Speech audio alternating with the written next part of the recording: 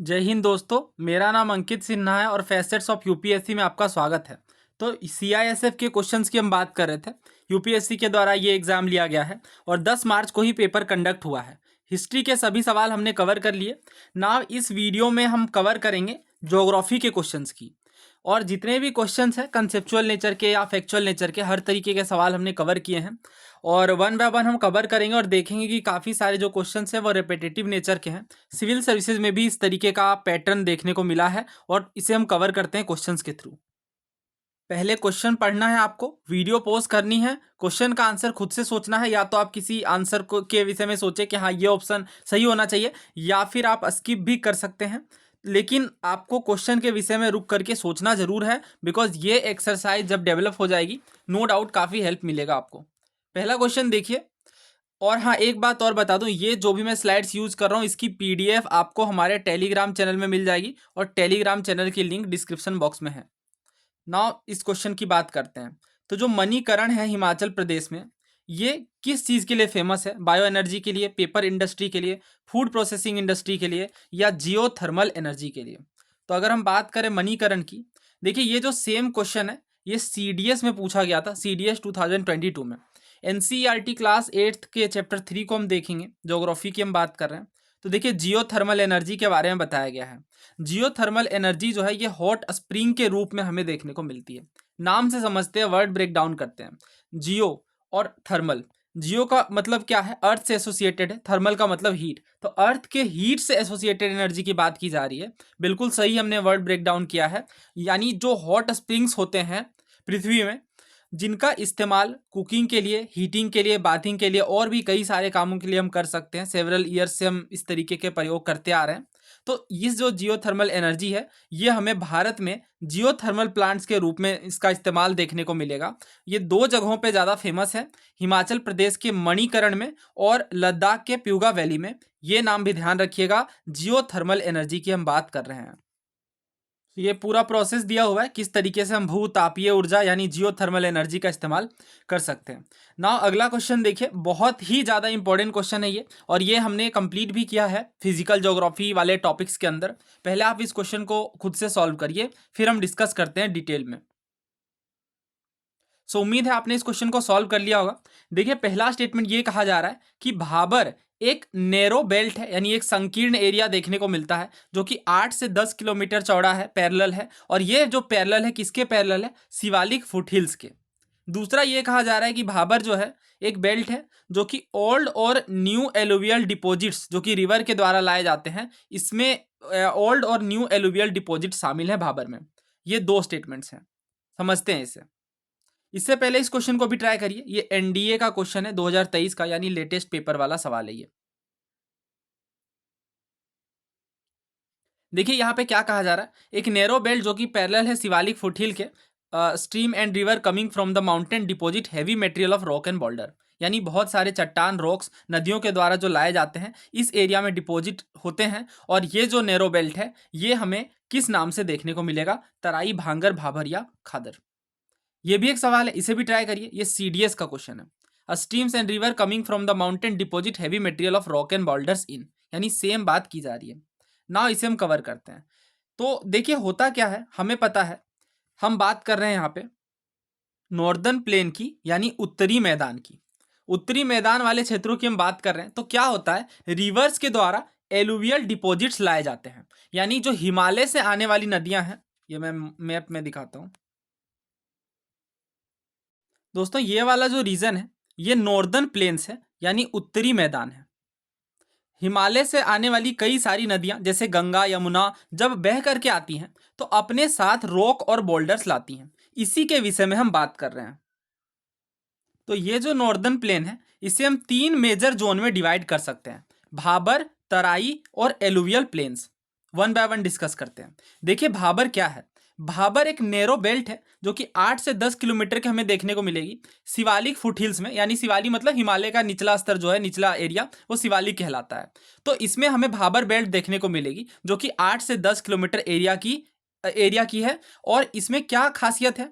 ये है कि जो भी नदियां, जो भी धाराएं, जो स्ट्रीम्स आ रही हैं वो हैवी मटेरियल्स को इस एरिया में उनके साथ जो रॉक और बोल्डर्स आ रहे होते हैं, हेवी मटेरियल्स, रॉक, बोल्डर्स, ये चीज़ें जमा कर दी जाती हैं भाबर वाले एरिया में। आई होप आप समझ पाए होंगे। इमेज से देखिए, तो यहाँ से हिमालय है, हिमालय से आने वाली नदियां हैं, यहाँ पे रॉक और बोल्डर्स जो है ये जमा किए जा रहे हैं नदियों के द्वारा, और ये जो पट्टी है ये कहलाती है भाबर। तो होता क्या है कि जब ये रॉक और बोल्डर्स जमा होते हैं तो इनके साथ जो नदियां आ रही हैं, कई बार इन रॉक और बोल्डर्स के अंदर ये नदियां चली जाती हैं, जिससे हमें ऐसा लगता है कि नदियां गायब सी हो गई हैं, डिसअपियर हो गई हैं। तो आपसे क्वेश्चन पूछा जाएगा कि किस पर्टिकुलर एरिया में, किस जो नैरो बेल्ट है उसमें हमें ऐसा देखने को मिलता है कि नदियां जो हैं ये डिसअपियर हो गई हैं, तो हम क्या कहेंगे इसे? तो हम भाबर आंसर करेंगे। और ये भी क्वेश्चन पूछा जाएगा कि नदियों के द्वारा रॉक और बोल्डर्स जो हैं ये किस जगह में जमा होते हैं? भाबर में। आई होप आपको ये क्लियर होगा। नाउ बात करते हैं तेराई की।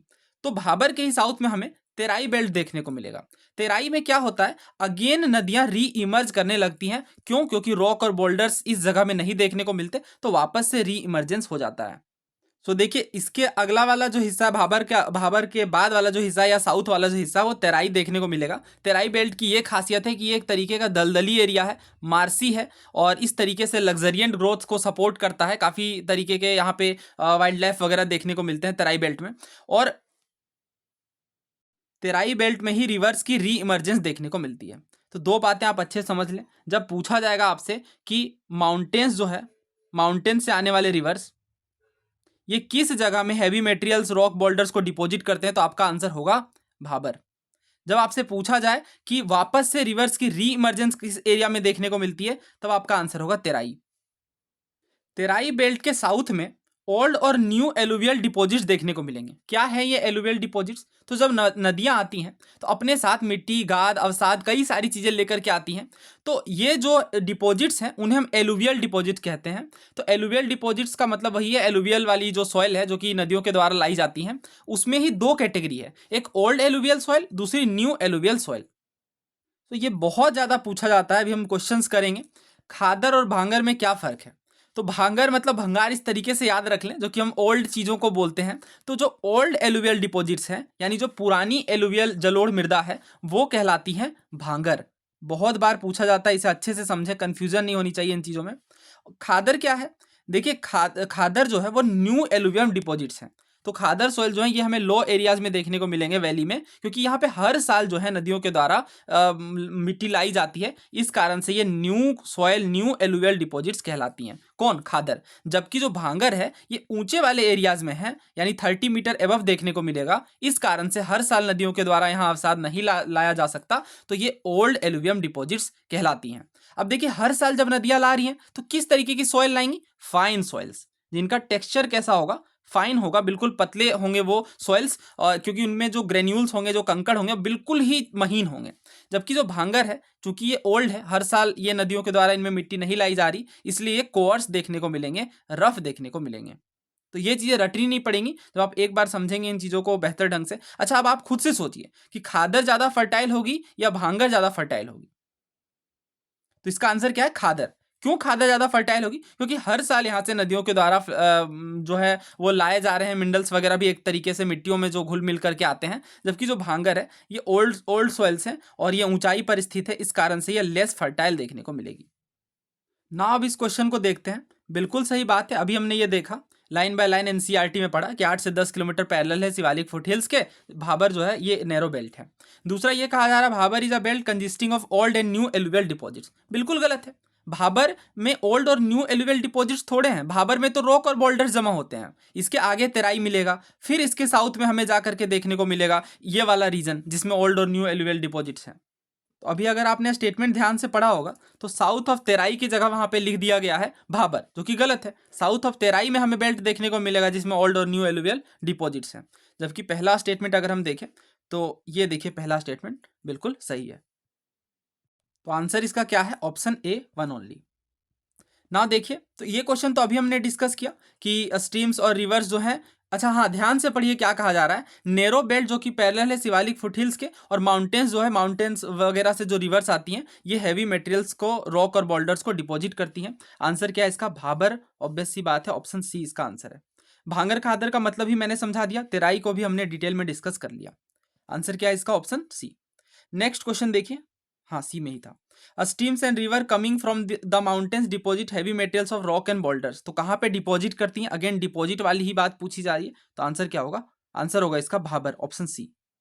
नेक्स्ट क्वेश्चन आपके स्क्रीन के ऊपर ये रहा, और ये क्वेश्चन देखिए बहुत बढ़िया प्रैक्टिस होगी। प्रीवियस ईयर क्वेश्चन को जो हम कवर करते हैं तो हमें अलग ही डायमेंशन सीखने को मिलता है। तो उम्मीद है आपने इस क्वेश्चन को ट्राई किया होगा। क्या कहा जा रहा है कि कौन सी वेस्ट फ्लोइंग रिवर नहीं है, यानी कौन सी जो नदियां हैं वो वेस्ट की ओर फ्लो नहीं करती। ऑप्शन है माही, बनास, लूनी या साबरमती। दोस्तों ये क्वेश्चंस बार बार पूछे जाते हैं, कौन सी रिवर वेस्ट फ्लोइंग नहीं है, क्योंकि west flowing rivers east flowing rivers के मुकाबले कम ही देखने को मिलती हैं। तो देखते हैं, इसे कवर करते हैं। थोड़ा अनक्लियर सा मैप है, बट एनसीईआरटी में इससे ज़्यादा अनक्लियर है, और हम वन बाय वन डिस्कस करेंगे भी अभी इन रिवर्स को। तो हम लूनी साफ तौर से देख सकते हैं वेस्ट है, साबरमती भी, माही और नर्मदा तापी तो हैं ही मेजर रिवर्स। लेकिन बनास को जब आप देखेंगे, बनास रिवर को, let me change the colour, तो बनास रिवर जो है ये ईस्ट फ्लोइंग है और चंबल में जाकर के मिल रही हैं, चंबल की सहायक नदी है। बनास रिवर की बात करते हैं। बन आस नाम से देखिए, बन आस मतलब वन की आशा, ठीक है, होप ऑफ फॉरेस्ट। तो ये जो बनास रिवर है ये राजस्थान के अरावली रेंजेस से निकलती हैं, और बनास रिवर जो है ये चंबल की सहायक नदी है। चंबल किसकी सहायक नदी है? चंबल यमुना की सहायक नदी है, ध्यान रखिएगा, वेरी वेरी इंपॉर्टेंट। तो ये मैप है चंबल रिवर का, इस साइड से निकलती है ये और ईस्ट की ओर बहते हुए ये, और दांतीवाड़ा और बहुत सारे जगहों से मिलते हुए ये जाकर के फाइनली मिलती है किसमें?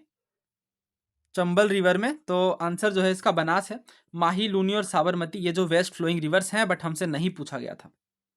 दोस्तों ये जो रिवर्स वाला टॉपिक है ये बहुत बार पूछा जाता है और अलग अलग तरीके से पूछा जाता है। कई बार तो मल्टीपर्पज़ प्रोजेक्ट, डैम्स वगैरह जोड़ करके पूछ लिए जाते हैं नदी से एसोसिएटेड। कई बार पूछा जाता है कि सहायक नदियों के बारे में, नदियों का क्रम दे दिया जाता है और पूछा जाता है कि कौन सी सहायक नदियाँ हैं। इस तरीके के सवाल सिविल सर्विस में बहुत पूछे जाते हैं, पहले भी कई बार पूछे गए हैं। इसके अलावा एक जो पैटर्न हमें देखने को मिलता है तो नदियों के डायरेक्शन के विषय में, ठीक है, कई बार जो है किसी स्टेट स्पेसिफिक क्वेश्चन पूछ लिया जाता है।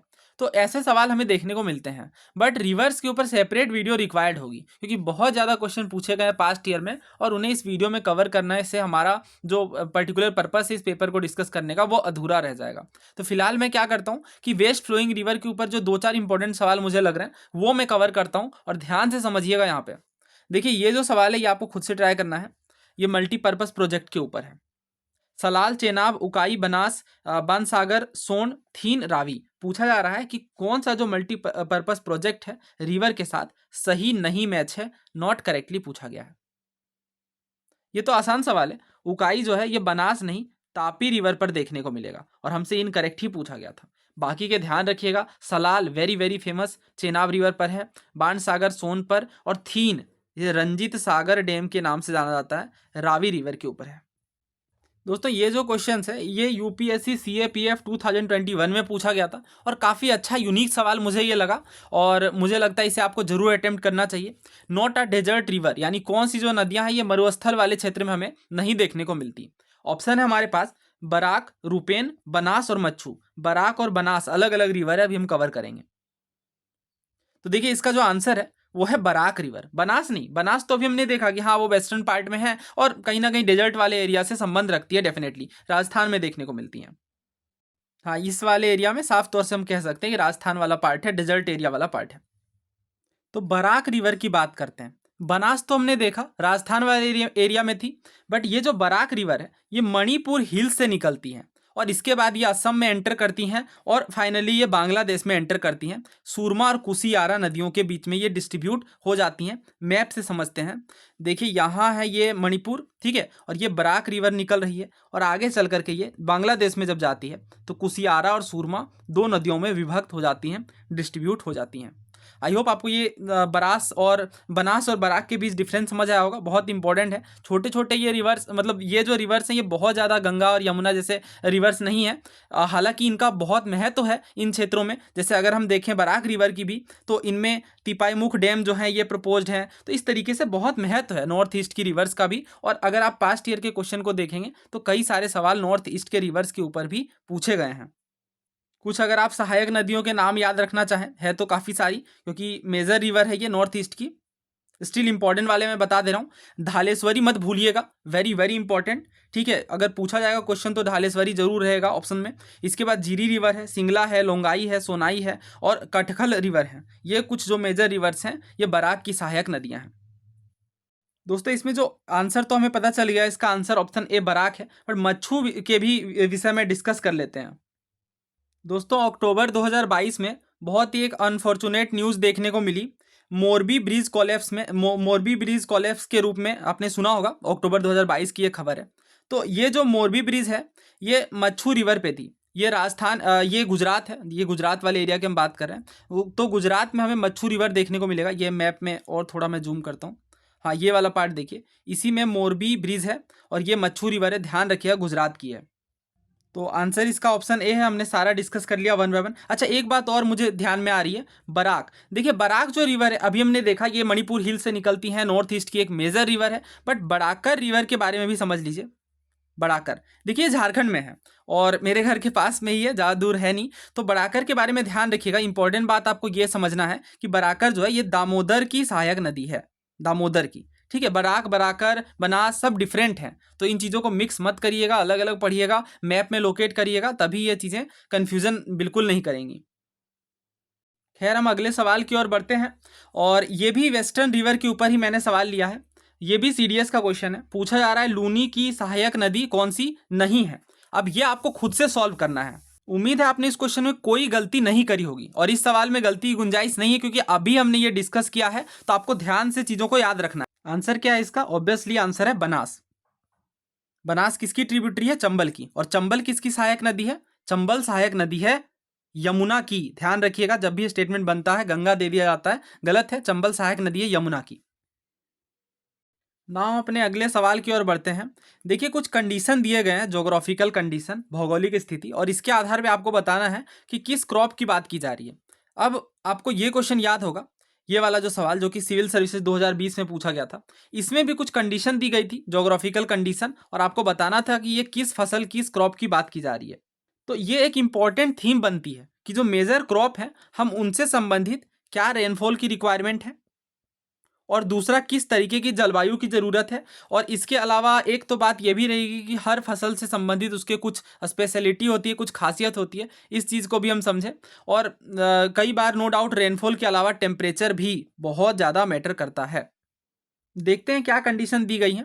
कहा जा रहा है वेल ड्रेन्ड, मतलब अच्छे तरीके से सिंचाई हुई हो उस ज़मीन की।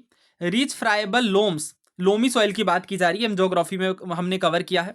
गुड डील ऑफ मिनरल्स, यानी अच्छे मिनरल्स होने चाहिए। टेम्परेचर कितना होना चाहिए ये देखिए, टेम्परेचर 15 से 28 डिग्री सेल्सियस के बीच होना चाहिए। रेनफॉल जो है 150 से 250 सेंटीमीटर, यानी अच्छी खासी रेनफॉल की बात की जा रही है। क्योंकि राइस के केस में भी हम देखते हैं कि राइस भी एक ऐसा फसल है जिसे अच्छे खासी बारिश की ज़रूरत पड़ती है, 100 सेंटीमीटर प्लस ही होना चाहिए, बट ये उससे भी ज़्यादा बारिश की बात देखने को मिल रही है।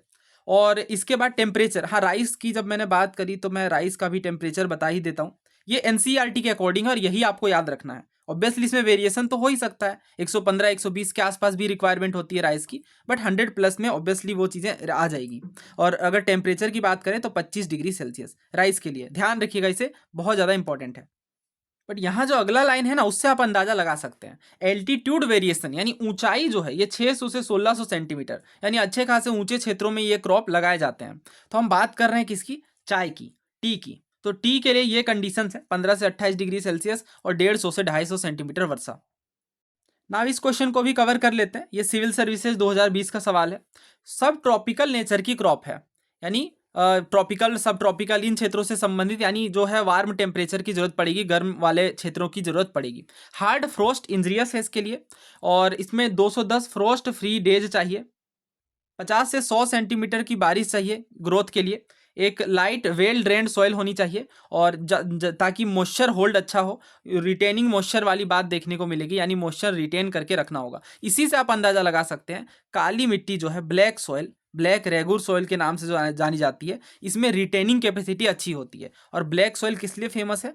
किस लिए फेमस है? कॉटन के लिए, काली कपासी मिट्टी कहते हैं। ऑप्शन ए इसका सही आंसर है। ब्रीफ में इंडियन टी इंडस्ट्री की बात करते हैं तो भारत देखिए सेकेंड लार्जेस्ट टी प्रोड्यूसर है, और ब्लैक टी के मामले में तो सबसे लार्जेस्ट है। और अगर नॉर्मल टी की बात हम करें, सेकंड लार्जेस्ट है, चाइना के बाद जो है भारत का नंबर आता है। कंज्यूमर भी है, काफ़ी बड़ा कंज्यूमर है। इनफैक्ट अगर हम देखें ब्लैक टी के मामले में तो ये लार्जेस्ट कंज्यूमर है। टी बोर्ड के विषय में क्वेश्चन पूछा गया था, ठीक है, उस क्वेश्चन को हमने कवर किया है ऑलरेडी सिविल सर्विसेज की एनालिसिस के टाइम पे। अच्छा, टी अगर इंपॉर्टेंट टी रीजन्स की, टी क्षेत्रों की बात की जाए, टी ग्रोइंग एरियाज की, तो ये north east, no doubt Assam की हम बात करेंगे, और इसके अलावा दार्जिलिंग है बंगाल वाले क्षेत्रों में। इसके अलावा अगर साउथ की बात करें तो नीलगिरी वाले क्षेत्रों में हमें देखने को मिलेगा। अगेन जो टी है ये भी ट्रॉपिकल सब ट्रॉपिकल क्लाइमेट की रिक्वायरमेंट होती है, और इसके अलावा टी को हमें अगर देखें तो सनलाइट अच्छी खासी चाहिए, एटलीस्ट 5 घंटे तो चाहिए ही। इसके बाद एवरेज एनुअल टेम्परेचर कितना होना चाहिए, तो 15 से 23 के बीच होना चाहिए, और जो रेनफॉल है ये 150 से 200 सेंटीमीटर होना चाहिए। अच्छे खासे बारिश की ज़रूरत पड़ती है। और इसके अलावा कॉफ़ी की जब हम बात करते हैं तो जो कंडीशंस हैं वो थोड़े बहुत सिमिलर ही हैं। जैसे थोड़ा ज़्यादा टेम्परेचर चाहिए, यहाँ तो हम 23 तक ही देख रहे हैं, बट इसमें एटलीस्ट 25 डिग्री प्लस चाहिए, 25 से 30 डिग्री। और इसमें जो रेनफॉल है ये भी थोड़ा ज़्यादा चाहिए कॉफ़ी के प्लांटेशन के लिए। हाँ, एक बात और बता दूं, देखिए जो मेजर डिफरेंस है वो ये है कि कॉफ़ी जो है इसे प्रोटेक्शन चाहिए। किससे प्रोटेक्शन चाहिए? डायरेक्ट सनलाइट से, यानी सूर्य की सीधी किरणें कॉफ़ी के प्रोडक्शन के लिए हार्मफुल है। लेकिन टी जो है, and therefore they are grown in shade, यानी इसलिए शेड वाले एरिया में कॉफ़ी का प्रोडक्शन किया जाता है। लेकिन हम टी के केस में जैसा कि देख रहे हैं, अच्छे खासे सनलाइट की रिक्वायरमेंट होती है। दोस्तों ये सवाल आपके लिए है, इसका आंसर आप कमेंट बॉक्स में करेंगे। और पूछा जा रहा है कि कौन सा जो राज्य है ये सबसे ज़्यादा राज्य के साथ अपनी बाउंड्री को शेयर करता है। ऑप्शन है उत्तर प्रदेश, तेलंगाना, छत्तीसगढ़ और असम। लेकिन एक इंपॉर्टेंट बात मैं बता दूं, अभी जाइएगा नहीं, इंपॉर्टेंट बात सुन लीजिए। सिविल सर्विसेज के लास्ट 4 ईयर्स के क्वेश्चंस की मैंने कंप्लीट एनालिसिस कर दी है। सीडीएस के लास्ट 5 ईयर्स, आपको पता होगा सीडीएस का पेपर साल भर में 2 बार कंडक्ट होता है, तो 10 पेपर जो हैं ये हमने कवर किया है सीडीएस का। इसी तरीके से सीएपीएफ के भी 4-5 सालों के सवाल हमने कवर किए हैं, और इन सब की मैं updated year wise playlist Telegram channel में प्रोवाइड कर रहा हूँ। तो उस प्लेलिस्ट टेलीग्राम चैनल को ज्वाइन करिए, और वहाँ से जो प्लेलिस्ट है उसमें जाकर के आप 1 बाय 1 वीडियोस को कवर करिए। आपको कंप्लीट क्लैरिटी मिलेगी किसी भी क्वेश्चन के रिगार्डिंग। दोस्तों आपके जो कमेंट्स हैं ये मेरे लिए काफ़ी वैल्यूएबल होते हैं, मैं इन्हें पढ़ता हूँ, और नो डाउट मुझे इससे कई बार सजेशंस भी अच्छे मिलते हैं, कई बार मुझे आइडियाज़ पता चलते हैं, और मुझे ये भी पता चलता है कि अगर आपका किसी स्पेसिफिक क्वेश्चन में डाउट है तो उसे मैं क्लियर करने का प्रयास करता हूँ। अगर आप चैनल पर नए हैं तो सब्सक्राइब करें, और दोस्तों के साथ भी शेयर करें। जल्द ही मिलते हैं नए वीडियो में। धन्यवाद। जय हिंद।